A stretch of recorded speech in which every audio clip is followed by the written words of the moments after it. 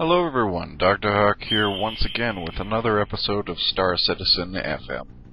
We actually have a good chunk of news to go over. Wingmans Hanger, David Haddock, interviews, Eric's dead, Wingman's dead now, and German.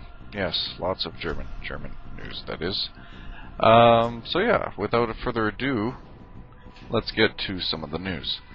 Now, I'm going to be, like before, recapping Wingmans, because I have no English right now, Hanger. Yeah, they have a new look, new production value, everything. I should have it playing in picture right now. Very good job, guys. Eric, the crew behind the, Wingmans Hanger, producer. Very nice. A lot better than what I got going right now, which is basically a spinny logo by Pleasure and a awesome picture from Valorant. I'm not saying these are bad. These are awesome, guys. Thank you. I just don't have my face showing yet. I don't know if I'd want to. I'm pretty fugly.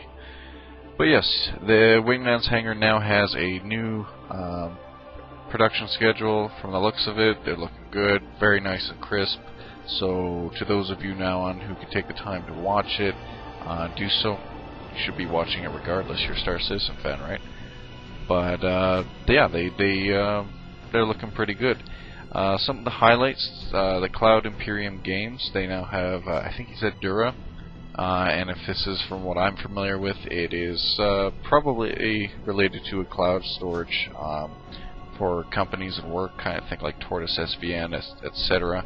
Allows companies or individuals to have their own private cloud storage like Dropbox, except you can give permissions to individuals or groups around the world. So, example, you're working on a game, just like CIG is. Maybe a office in a different area, a few hundred miles away that is not a convenient drive, needs a certain asset. Pop it into the SVN. I'm sorry, I've used that in my work, so I'm used to that. Pop it in the SVN, send it over. They can work on it a lot better than emailing or sending really ridiculous, sized emails or zips to people. So yeah, that's actually a good thing because it increases productivity quite a bit. They hired a new lead designer, Robert Irving. I'm not too familiar with the gentleman, although he does apparently have a Wing Commander background, which is good. And Eric did mention some mention of potentially talking to him later and having a lot of hair. Or not. So if you're interested in that, you can check that out. We'll be looking forward to the future interview and meeting Robert Irving. There is also a very interesting reading. If you remember David Haddock from before in the previous episode, there's another chapter of Cassandra's Tears up.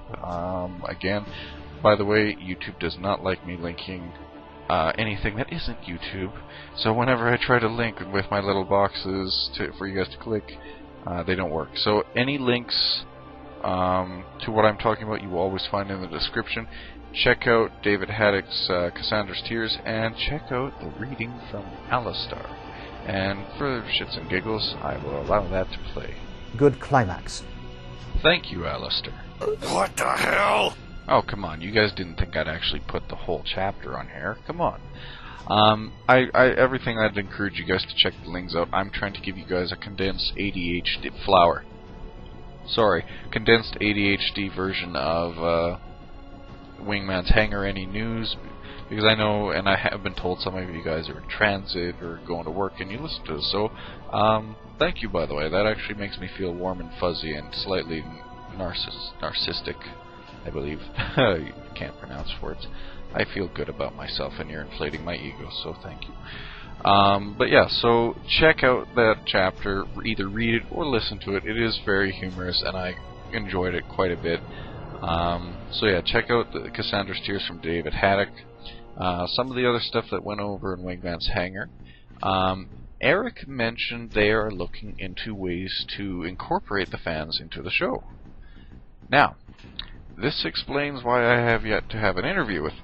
I am still trying to talk to CIG guys. I want to do a proper interview with one of them, keep everything nice and neat. I know you guys have been asking me But you know, we got to do this proper. We don't want to break NDA, subscriber content, etc. But if this is true, this could explain and both help. Well, actually, this would help not just me, anyone. You know, Zane, Mira, you know, anyone could just, you know, pop in and yeah, talk to Eric. This would be pretty cool. Eric, Chris, CIG, you guys, awesome, man. You know, you guys call us a awesome community. You guys are awesome developers. For that, you get cake, and it is not a lie. And you know, you wouldn't have this community if it wasn't for the work and the jolly cooperation and, you know, forthright attitude that you guys have. You know, we're happy to be here for you guys. You know, that hat, pleasure. Again, you are a boss. Yeah, you know, come on. Of course we're gonna love you. So yeah, they're planning to incorporate fans into Wingmans Hanger. I'm really looking forward to see how that is, even if it's just a basic Skype call with a picture-in-picture. I'm all for it. I might hide my face. Eric, I'm up for it, but I like being a man of mystery and danger. Somewhat. So, yes, fans potentially in Wingmans Hanger. Looking forward to it. Eric also took some time to answer some community questions. Again, you can check the interview, the episode, if you'd like to hear your name. I'd like you to go check it so you can hear your name if you recalled. Although, if I will be recapping them so you would know who asked. One of the first ones is Sandy. You know, the awesome lady they have at CIG. Will she be in the game? Yes, or at least Eric says yes. How? Don't know. Will, for confirmed, don't know. Eric said so, so I'm going to say Eric said Sandy will be in the game. And I expect her to be piloting the most pimped out vehicle in the game, firing laser beams and suns at players as they... I don't really know where I was going with this. I was trying to envision her as some sort of Super Saiyan. There you go. Put her into a game as a Super Saiyan. There you go. Wouldn't need a spaceship then. So Sandy will be in the game. Chris Roberts apparently has a dragon of a PC. I don't know if he actually has a dragon. Those are my words, not Eric's. The question was asked what kind of computer Chris Roberts has. It's a beast. They'll be posting his system specs and everything later. I would like to see this because I would really like to know eventually if I will be able to play Star Citizen on this laptop. I doubt it. In that case, I need a computer. But if you would like to see what the Master uses for, you know, graphics that make your eyes bleed and joy, then yes, Eric shall be posting that later for you. Another question that was asked: can exploration be a profitable career? Previous games, no. Here's 10 experience or 5, you know, broken toothpicks and 2 used condoms. Well, fuck, why would I do that? Eric says that this is not the case. You will be paid for your exploration, and this isn't just the jump points that have been mentioned before. This could be things ranging from secret jump points. So, for example, A and B system are linked together. However, C system is linked by B system. So, what if there was a secret A to C jump point? That's how I interpret it. So, if I messed that up, I'm sorry. Call me out if I made the mistake. But that would be pretty cool. As well, secret bases, secret stuff, secrets, secrets, secrets, secrets. Everybody likes secrets, and you will be paid for your secrets. Okay, that's kind of suggestive, but whatever. So, exploring.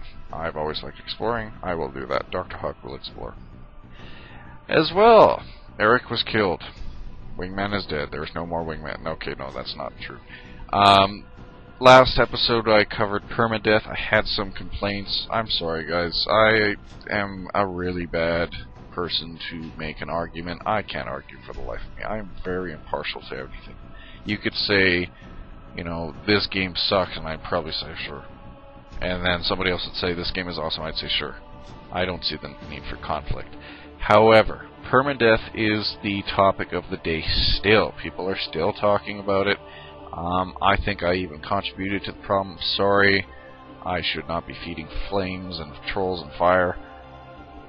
Eric has words of wisdom for us. Chill out. We've only been exposed to a small amount of what, you know, they plan to do. And, you know, this is true. Even from a game dev perspective, I should have assumed this. You know, we don't know what's happening yet. I don't have any solid facts. So, until we have a more fleshed out example of what they are going to do with death and the consequences of such, the best we can do is just sit and wait and see what they, you know, provide.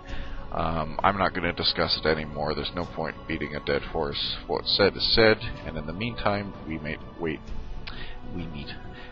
wait for further updates. Now, again, some of the other things, Pleasure, I'm just keep mentioning him because you know what? You're awesome, man. And actually seeing Eric wear that hat was pretty cool. I saw him wear it before when he was on the chat roll and streaming, but that is a pretty damn cool hat, buddy. Props to you. Good job on that. Now, I expect you to have a spaceship, possibly a Firefly class vessel, ready and branded with their logo, and you'll have to ignore my phone. With their brand and logo, and I expect that ship to be with Eric and him flying around in it. Get to work, buddy. Some of the other highlights and stuff that he went over was some real-world highlights. This is a new portion of the show, and I actually encourage it. Educating the masses is always a good thing. They focused on deep space industries, and I did remember seeing this in the news a few days ago. Deep Space Industries, I'll be putting a link to them. They're a company that is looking into the prospect of mining asteroids for minerals, etc. This has been debated before I was born, and you know, it's not an old topic, but it's focusing on the real life science and the real life view of asteroid mining. I won't go into huge detail over it, but there should be a link in the description below. So if you're interested in checking that out, go ahead. The reason this interests me is, why are they talking about it on Star Citizen? Sure, you could just educate someone, but at the same time, will asteroid mining, in the sense that Deep Space plans to go be part of Star Citizen? Put on your speculation cap, guys. Dr. Hawk is speculating. I don't know. I find it weird. Why would you start, you know, educating the masses when you're talking about your game? I smell a rat, or a trap, or maybe a rat in a trap on fire. I don't know.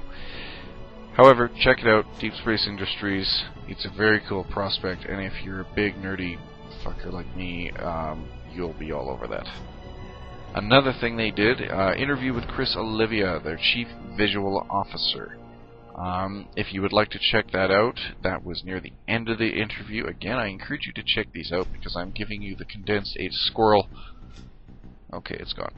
I'm giving you the condensed ADHD versions, and, you know, sometimes I would like to promote their site over mine because I don't actually have that good quality, in my opinion. Wingmans Hanger, that is pretty much...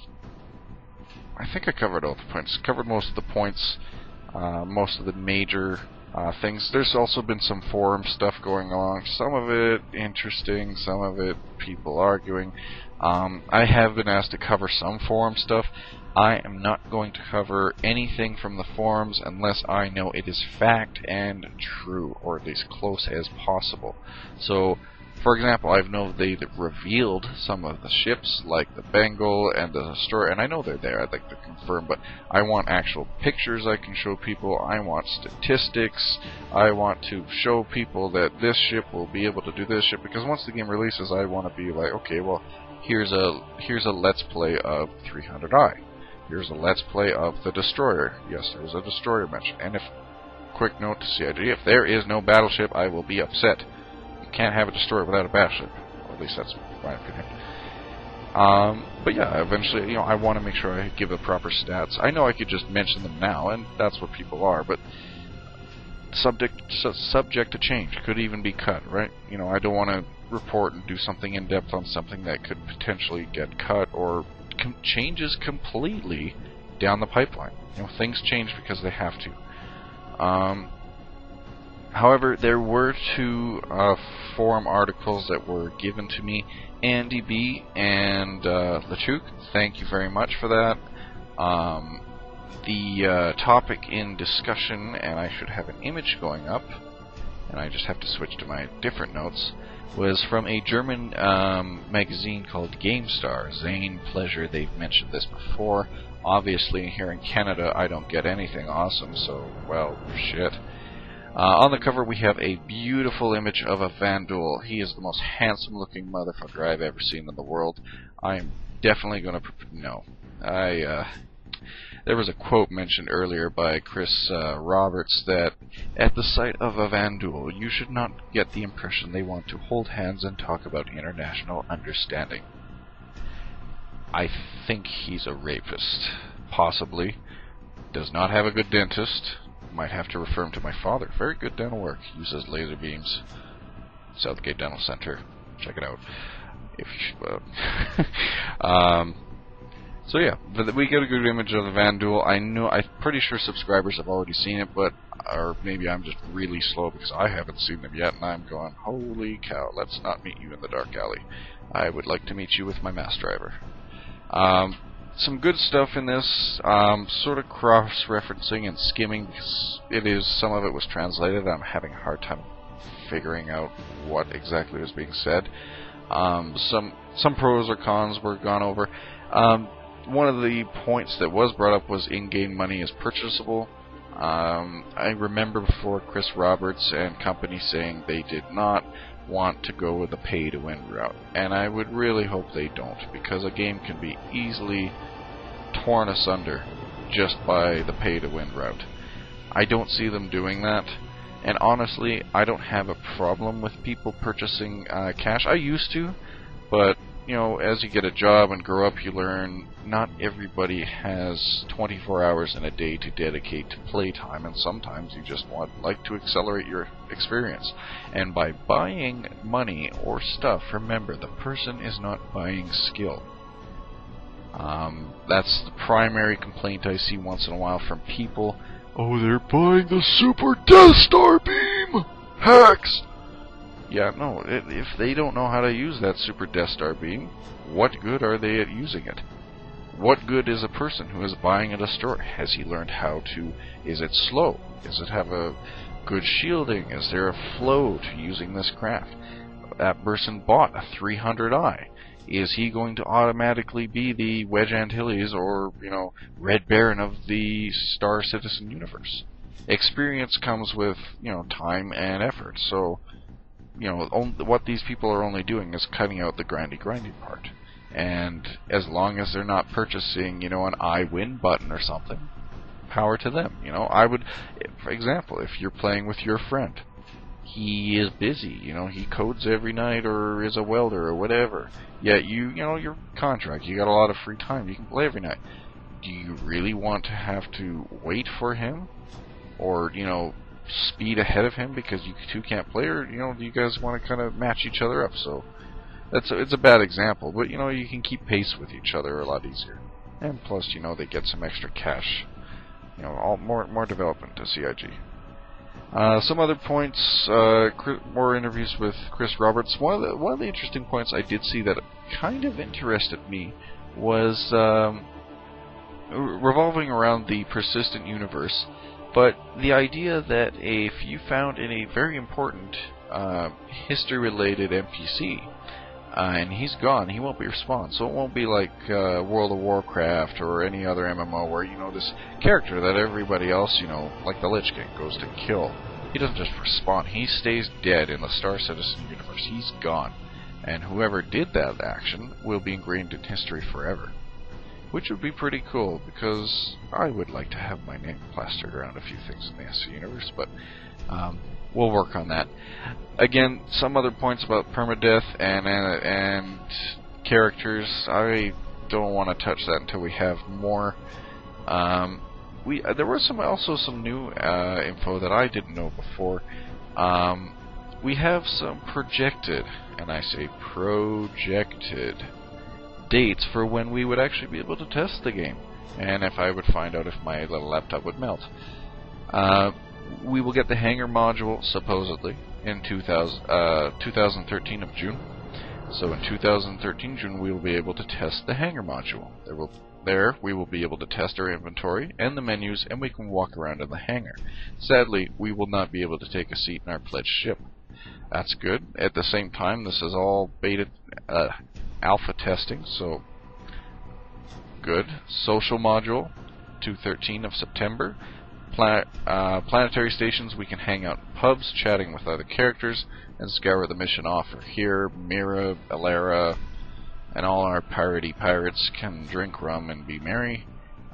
Chat computer-controlled characters and interactions with other players will be tested in this module. Sounds awesome. And then the multiplayer alpha on December. There's a Z in there, I don't know why. December 2013. The test of module aircraft and weapon balance is not to begin before the end of the year and then gradually expanded. It will get started with probably ship duels between 2 players, and then later larger space battles are to be scheduled. So there we go. We have an idea of when we will be able to play the game. Very exciting. Looking forward to it. First thing I'm probably going to do is see if I can put a crap load of explosives onto something, because any good problem can always be solved with a high application of high explosives. I didn't even really have much planned out for after that, other than some new announcements. I have had requests to get my show into a podcast format. Drum roll. I don't know how to do that. I've never actually done anything like this before. I've hosted and done new stuff, but I've never actually done everything. I don't know what I'd have to do to set up a podcast or some sort of downloadable format for you guys. Like, I know basically I could like turn it into an MP3 and put it on a Dropbox, but if there's a really nice, neat way of doing this, this is actually a shout out to everyone. Can I have a hand? I don't know where to go from here. I am searching on the internet. Like, I don't know. I'd rather have people who've had experience than just following some tutorial and finding out that that was the inoptimal way of doing it. Dr. Hawk, you dumbass, what are you doing? So, if you guys have an idea, contact me. starcitizen@gmail.com. Or if you see me on the chat roll or the forums, shout out and tell me how to do it right. Anyways, this is Dr. Hawk, signing off. It was a pleasure, and Eric, I look forward to talking to you guys in the future. You guys take care, and fly safe. Bye, Mira.